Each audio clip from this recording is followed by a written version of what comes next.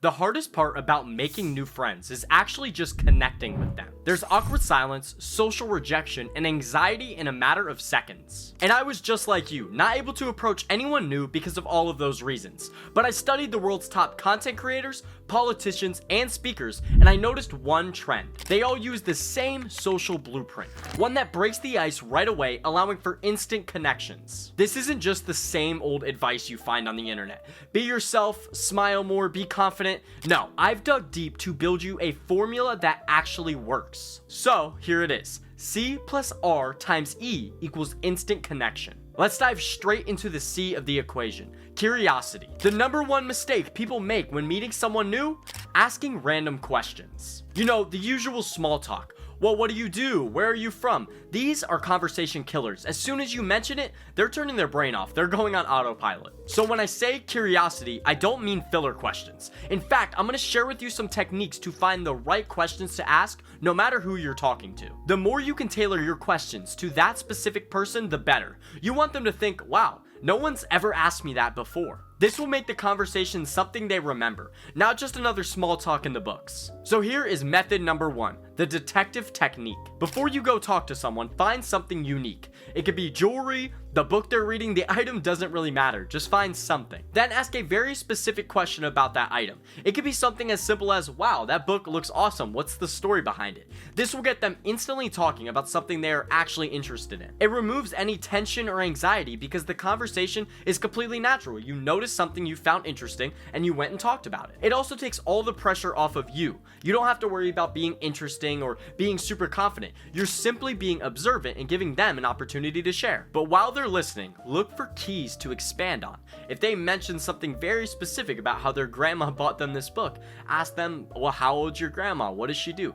Dig deeper past the surface level answers they give you. In the next variable of this equation, I'm going to show you how you can expand even more effectively. But for now, we need to move on to method number 2. This is one of the easiest ways to enter conversations completely effortlessly, the situational bridge. I want you to use your immediate situation to your advantage. If you're near someone, it's probably for a specific reason. Use this reason as your advantage to enter the conversation. Let me give you an example of how I did this at a consulting networking event. When I walked into the room, I knew two things. I knew who was speaking and I knew why they wanted to be there. After the presenters finished, I used this prior knowledge to my advantage. I knew they were there to recruit students and I knew they were there to educate us about their experiences. So I asked very tailored questions about those situations. This showed them that I was prepared. I did the research on who they were. I did the research on why they were there. But don't shut your brain off yet. This also completely works in casual situations as well. Introduce yourself through what I call the scope of commonality.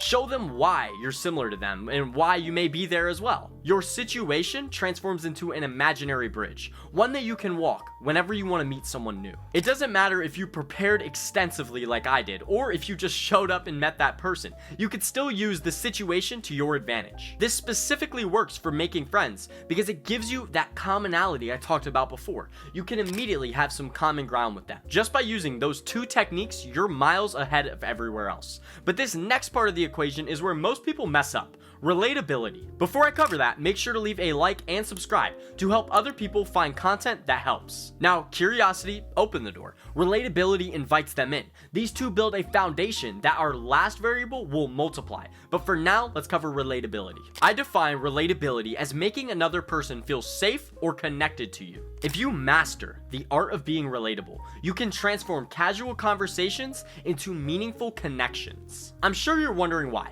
Why does relatability have such an impact on your ability to connect with other people? Well, there's 3 main reasons. Number 1, you create a psychological safety. If someone sees pieces of themselves in you, they're more likely to be open and expressive. This gives you even more entryway to learn more about them. If you're relatable, they may look at you as a sort of safe space. This will lead to deeper conversations and more information being constantly revealed. This will allow you to build an even deeper bond. But that's reason number 2, building memorable connections. People remember how you make them feel, not just what you say. If you're constantly around someone who's always making you happy, you're gonna want to be around them more. And if you're able to make someone feel understood, they're gonna always want to talk to you. People just want others to see their point of view and align themselves on our perspectives. challenges. You'll win them over instantly if you can build a memorable connection, and they're gonna want to continue that friendship on. Before we can get into a common mistake that's holding you back from being relatable, we need to get into the last reason. It accelerates trust development. All relationships are built on a foundation of trust.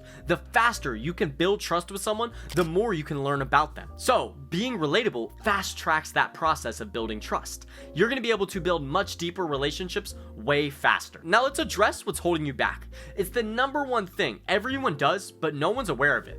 I call it the me too. Earlier in this video, I told you about the detective technique. You could think of this as the evil version of that. When you point out something interesting or something very unique about another person, it's so easy to spin it back on yourself. It's what we all naturally want to do. Saying things like, oh, I remember when this happened to me, or I had something similar happen, are instant conversation killers. Have you ever shared something you found so awesome and so exciting, and someone else just said, yeah, I did that, but I also did this? That's a total vibe killer. No one likes being one-upped. True relatability isn't about proving yourself. It's about showing them you understand their emotions and experiences, whether or not you've lived it yourself. Now I'm going to show you what I promise to be the simplest strategy I'll ever share with you. It is 2 steps. Echo and expand. It is literally the easiest way to become relatable to someone brand new. Step 1, echo. Highlight the key experience or emotion they shared with you. Wow, that was really awesome that you went camping last week. I'm sure you loved it. 2, expand. Have a specific follow-up question to show them you truly understood that experience they went through. This strategy is so simple, yet it 1, shows them that you understand their emotions, 2, shows that you were listening, and 3, gives them an opportunity to expand themselves. And now you've mastered 2 variables of our equation, curiosity and relatability. You're ready for the final piece, the multiplier that's gonna take your connections up to the next level. Energy. This is what separates a great conversation from an instant connection. You could do literally everything else I share with you in this video, but if you don't have the right energy, it's not gonna work. Let's start by figuring out what energy is. Everyone knows a person who walks in the room and the entire energy of the room is just lifted up. But we all also know the person who walks in and drags everyone down with them. Most cannot explain it, but energy is something you can control. It's a combination of pace, tone, and expressions to give a feeling deeper than what you're just saying. But you don't always just have to be exciting. If I told you my dog just died and you came in there cheering, I would probably punch you. So how can you calibrate your energy to those around you? You need to read their energy. Look at their expressions, pace, and word choice. If someone's talking really fast like this, they're probably really excited.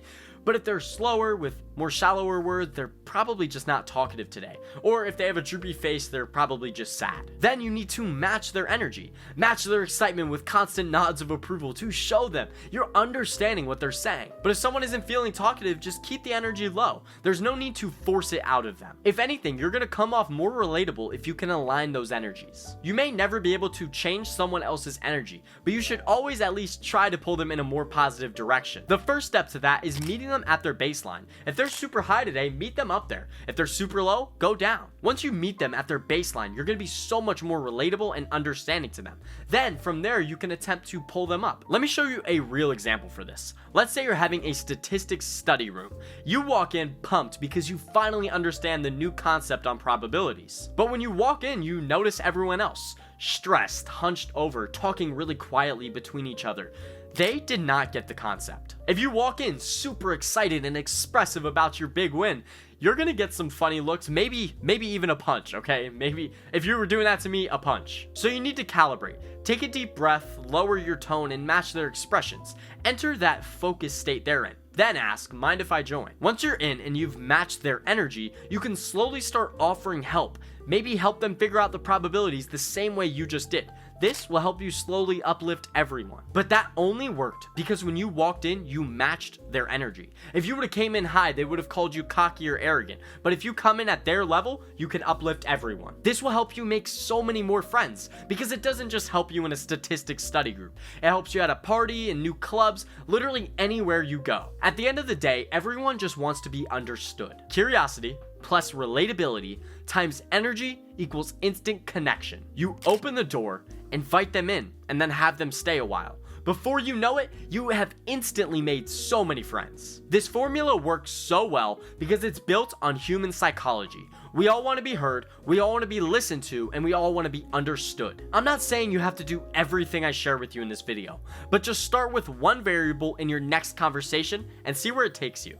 You can just use one of the many strategies I shared with you. You can use the detective technique. You're going to see some really exciting results that I hope entice you to use the entire formula. But if you're looking to find out more information on the internal side of connections, go check out my last video. It's all about not being special.